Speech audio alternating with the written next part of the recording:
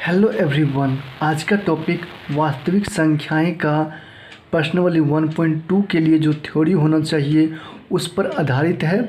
और आज के क्लास को हम लोग बेहतर ढंग से समझने वाले हैं, क्योंकि आज का जो टॉपिक है अंकगणित के आधारभूत प्रमेय, the fundamental theorem of arithmetic, इसे समझना है। और इसके प्रमेय जो है आपके लिए काफ़ी इम्पोर्टेंट है, इसलिए क्योंकि ये कभी कभी प्रश्न पूछ दिया जाता है एग्ज़ाम में कि अंकगणित की आधारभूत प्रमेय क्या है, इसे लिखें। तो ये प्रमेय सभी विद्यार्थियों के लिए काफ़ी इम्पोर्टेंट है जो भी बिहार बोर्ड से पढ़ते हैं, और वो सभी विद्यार्थियों के लिए ज़रूरी है जो इस आधारभूत प्रमेय को जानना चाहते हैं। तो चलिए हम लोग इस प्रमेय को अभी आपको लिख करके बिल्कुल बताते हैं, जिससे कि आप अच्छी तरह से समझ पाएँ। अभी मैं पहले आपको बोल करके बता दूं कि ये प्रमेय क्या है। तो प्रत्येक भाज्य संख्या को अभाज्य संख्या के गुणनखंड के रूप में व्यक्त किया जा सकता है। प्रत्येक भाज्य संख्या को अभाज्य संख्या के गुणनखंड के रूप में व्यक्त किया जा सकता है तथा यह गुणनखंड अभाज्य गुणनखंड के आने वाले क्रम के लिए अद्वितीय होता है। अभी आपको ये बातें समझ में उतनी अच्छी तरीक़ा से नहीं आई होगी जो मैंने बोला है, लेकिन अगर मैं आपको लिख करके इसके एग्जाम्पल को बताऊं तो आप अच्छी तरह से समझ सकते हैं।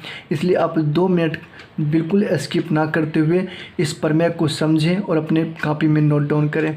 तो चलिए हम लोग इसे लिखते हैं और समझते हैं। तो अब हम लोग इस प्रमेय को देख सकते हैं, यहाँ से लिखा हुआ देख सकते हैं, जो कि आप अपने कॉपी में यहाँ से नोट डाउन भी कर सकते हैं और इसे समझ भी सकते हैं कि ये प्रमेय क्या है। तो प्रत्येक भाज्य संख्या को अभाज्य संख्याओं के एक गुणनफल के रूप में व्यक्त किया जा सकता है तथा यह गुणनखंड अभाज्य गुणनखंडों के आने वाले क्रम के लिए अद्वितीय होता है। तो इसमें हमने कुछ शब्द को नहीं समझे होंगे, तो उसे मैं अभी आपको बता दूं अच्छा तरीक़ा से। जैसे कि यहाँ पे कहा जा रहा है प्रत्येक भाज्य संख्या को, तो भाज्य संख्या आपको समझ लेना पड़ेगा कि भाज्य संख्या क्या होता है। आपको कहा जा रहा है प्रत्येक भाज्य संख्या को अभाज्य संख्याओं के गुणनफल के रूप में व्यक्त किया जा सकता है। तो अभाज्य संख्या क्या होता है, इसे आपको जानना बहुत ज़रूरी है अगर इस प्रमेय को अगर आप समझना चाहते हैं तो। और आपको जानना पड़ेगा तथा यह गुणनखंड अभाज्य गुणनखंडों के आने वाले क्रम के लिए अद्वितीय होता है। तो भाज्य संख्या, अभाज्य संख्या और गुणनखंड, ये 3 चीज़ अगर आप जान लेते हैं तो इस प्रमेय को समझ जाएंगे। इस प्रमेय का कहना क्या है तो देख सकते हैं। और एक वर्ड है अद्वितीय, इसको भी हम लोग समझेंगे। तो ये 3-4 चीज़ों को जान लेंगे तो ये प्रमेय आपको रटने की, मतलब कि आपको रटने की जरूरत नहीं पड़ेगी, आपके माइंड में सदा के लिए याद रह जाएगा। अंकगणित की आधारभूत प्रमेय। तो प्रमेय है कि प्रत्येक भाज्य संख्या को, भाज्य संख्या का मतलब होता है जिसमें एक और अपने को छोड़कर दूसरी संख्या से भी भाग लग जाए, उसे हम भाज्य संख्या कहते हैं। जैसे कि आप देख सकते हैं ये 8 जैसे कि है, ये एक भाज्य संख्या है। 20 जैसे कि है, ये एक भाज्य संख्या है। क्यों है? क्योंकि इस दोनों संख्याओं में एक और अपने को छोड़कर दूसरी संख्या से भी भाग लग जाता है। और अभाज्य संख्या क्या होती है? तो वो संख्या जिसमें एक और अपने को छोड़कर दूसरी संख्या से भाग ना लगे, उसे अभाज्य संख्या कहते हैं। जैसे कि आप यहाँ देख सकते हैं, जैसे कि यहाँ पे 5 है, यहाँ पे 11 है, ये सारे संख्या क्या है? अभाज्य संख्या है, क्योंकि इसमें एक और अपने को छोड़कर दूसरी संख्या से भाग नहीं लगता है। तो इस प्रकार से और भी बहुत सारे संख्या होंगे, इसलिए आप समझ गए होंगे भाज्य संख्या और अभाज्य संख्या का परिभाषा। अब हम लोग समझते हैं गुणनखंड क्या होता है। तो गुणनखंड जो होता है गुणा के रूप में होता है, और ये आपको खंड, गुणा के रूप में खंड होता है, वो आप अभी गुणनखंड हम यहाँ पर लिखेंगे तो आप अच्छा आसानी से समझ जाएंगे। और इस प्रमेय को हम लोग एक एग्जाम्पल के द्वारा समझें तो जैसे कि 48 एक भाज्य संख्या है और इसको हम अभाज्य गुणनखंड के रूप में करते हैं। तो गुणनखंड करने के लिए सबसे पहले हम यहाँ 2 से लगाएंगे तो ये आपका 24 हो जाएगा, फिर 2 से लगाएंगे तो ये आपका 12 हो जाएगा, फिर 2 से लगाएंगे तो ये आपका 6 हो जाएगा, और ये 2 से लगाएंगे तो कितना हो जाएगा? 3 हो जाएगा। तो इस प्रकार से हम देख सकते हैं कि 48 जो है इसका जो गुणनखंड के रूप में टूटा है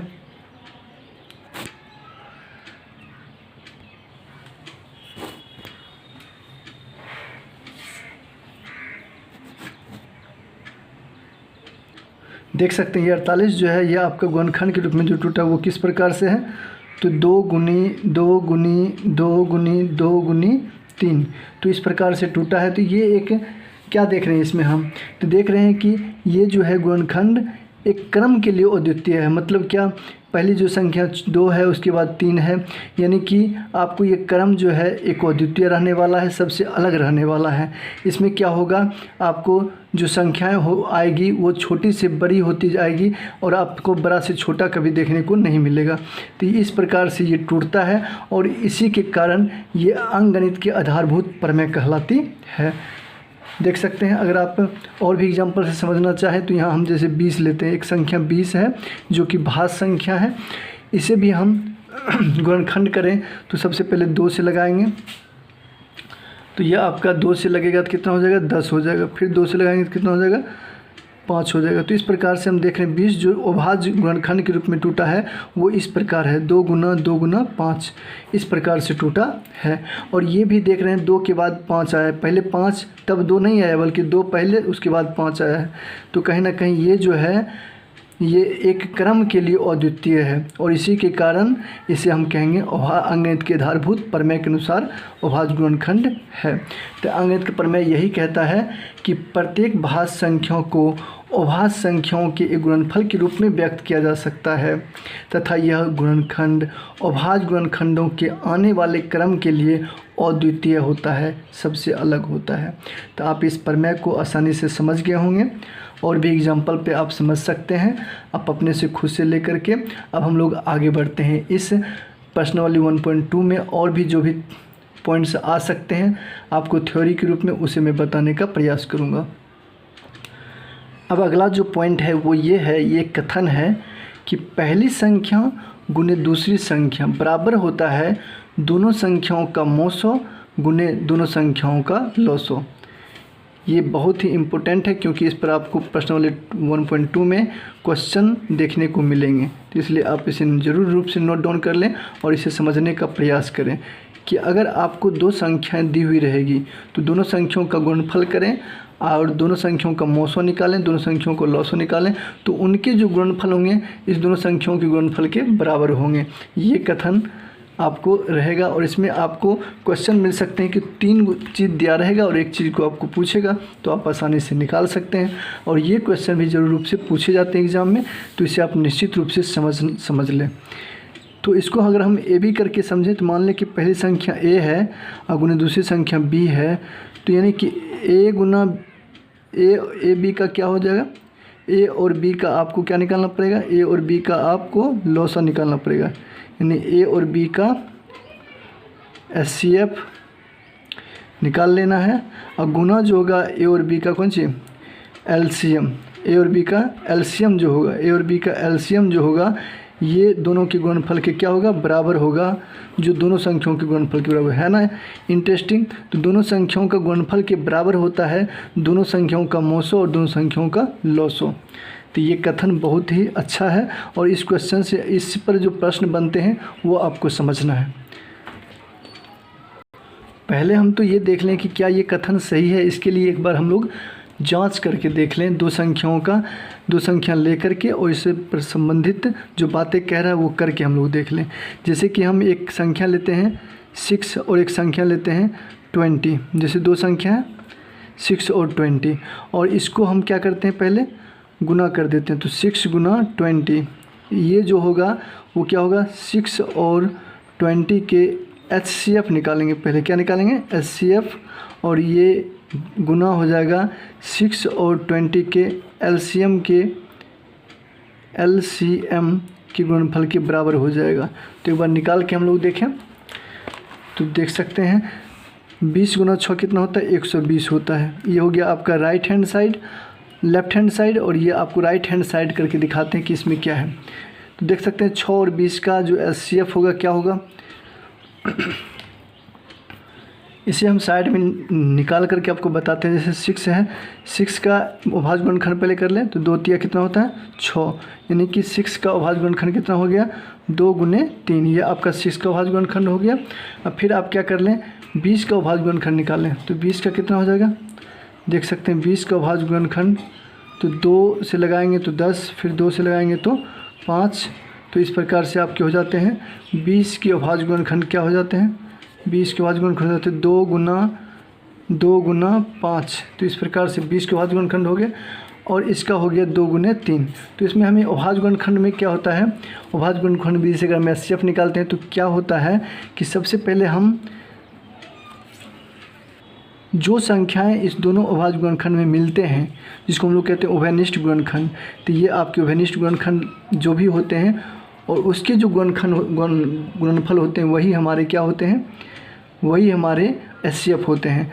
तो ये दोनों तो एक ही मिला है ना, और मिला नहीं है, तो इसका मतलब हो गया एचसीएफ आपका हो गया 2, सिर्फ और सिर्फ कितना हो गया 2, क्योंकि यही उभयनिष्ठ मिले हैं। हम लोग एलसीएम निकालें 26 का, तो यहाँ पर देख लें एलसीएम 6 का अगर हम अभाज्य गुणनखंड तो देख ही चुके हैं, 6 का कितना होता है 2 गुना 3, और 20 का कितना होता है अभाज्य गुणनखंड, तो इसका होता है 2 गुना 5, इस प्रकार से होता है। तो इस दोनों में हम क्या करेंगे, अब एलसीएम निकालने के लिए क्या किया जाता है, तो एलसीएम निकालने के लिए आप क्या करें, पहले जो अभाज्य मिलता है उभयनिष्ठ गुणनखंडों की संख्या तो लिखते ही हैं, ये दोनों मिला तो एक बार लिखेंगे, और जो नहीं मिलता है उसे भी तब लिख दिया जाता है। जैसे 3 नहीं मिला तो 3 से गुना कर देंगे, फिर 2 नहीं मिला तो 2 से, बाकी सारे संख्या को लिख दिया जाता है। तो इस प्रकार से अगर हम एलसीएम निकालें तो कितना हो जाए 2 3 अच्छा 6 3 बराबर 50 60, तो ये आपका 60 जो है इसका एलसीएम हो जाता है। तो एलसीएम हो गया 60 और एचसीएफ हो गया कितना 2। देख सकते हैं अगर हम इस दोनों को गुना करें 2 गुना 60 करें तो क्या 120 के बराबर होता है, तो जी हाँ ये 120 के बराबर हो जाता है। तो इस प्रकार से आपका ये कथन जो दिया हुआ है कि पहली संख्या गुने दूसरी संख्या बराबर होता है दोनों संख्याओं का मोसो गुने दोनों संख्याओं का लॉसो, तो ये कथन बिल्कुल सही है। और इसी कथन पर आपको क्वेश्चन आंसर बनाने के लिए मिलेंगे 1.2 में, तो ज़रूर रूप से आप बनाएंगे। तो चलिए अब हम लोग थ्योरी नंबर अगला से जानते हैं। चलिए अब हम लोग लास्ट थ्योरी जो है इस अध्याय का, इससे हम लोग समझ ही लेते हैं कि अभाज्य गुणनखंड विधि से एचसीएफ और एलसीएम निकालने के लिए क्या करना होता है। तो एचसीएफ अगर निकालना है तो आपको संख्याओं में प्रत्येक उभयनिष्ठ अभाज्य गुणनखंड की सबसे छोटी संख्याओं को ढूंढ करके उसका घात का गुणनफल करना होता है। छोटी संख्या वाली जो घात है ना, छोटी संख्या वाला जो पावर होगा उसका गुणनफल करना पड़ता है। पावर क्या होता है, वो तो होता है कि जितना उसके बार गुना होता है उसके ऊपर पर जो लिखा होता है वो पावर हुआ। तो छोटी संख्या का घात का गुणनफल करना होता है। संख्याओं में प्रत्येक उभयनिष्ठ अभाज्य गुणनखंड की सबसे छोटी घात का गुणनफल जो होता है वो एचसीएफ होता है। और एलसीएम क्या होता है, तो संख्याओं में प्रत्येक अभाज्य गुणनखंड की सबसे बड़ी घात का गुणनफल जो होता है वो आपका एलसीएम होता है। और संख्याओं में प्रत्येक उभयनिष्ठ अभाज्य गुणनखंड की सबसे छोटी घात का गुणनफल जो होता है वो एचसीएफ होता है। तो इस प्रकार से हम आसानी से अभाज्य गुणनखंड विधि से एचसीएफ और एलसीएम निकाल सकते हैं। तो आपको कैसा लगा ये वीडियो निश्चित रूप से कमेंट करके बताएंगे। फिर मिलते हैं नेक्स्ट वीडियो में एकदम अच्छी आवाज़ और साफ़ सुथरी वीडियो के साथ। Thank you, best of luck, आपका दिन शुभ हो।